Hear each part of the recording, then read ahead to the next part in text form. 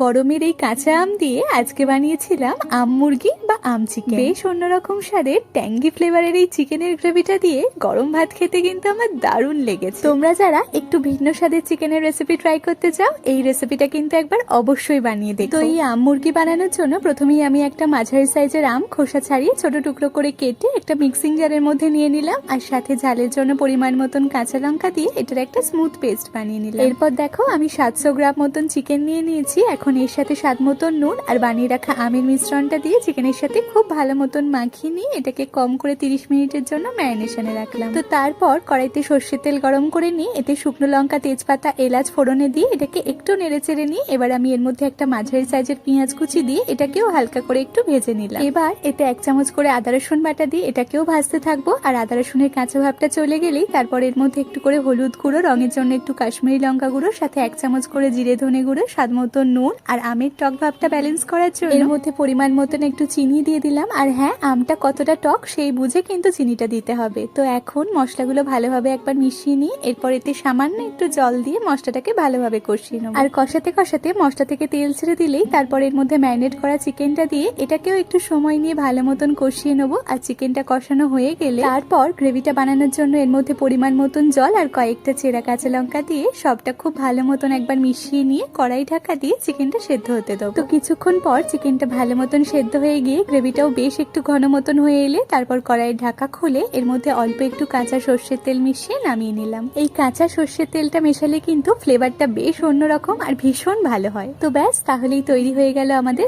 একদম ভিন্ন স্বাদের আম মুরগি বা আম চিকেন। তাহলে আম দিয়ে এই রেসিপিটা কিন্তু একবার অবশ্যই বাড়িতে ট্রাই করে দেখো, আশা করছি ভীষণ ভালো লাগবে। আর হ্যাঁ, আজকের মতন এইটুকুই, দেখা হচ্ছে তোমাদের সাথে আবারও কাল নতুন একটা রেসিপি নিয়ে। আর ততক্ষণ তোমরা চ্যানেলটাকে প্লিজ একটা সাবস্ক্রাইব করে দিও। টাটা।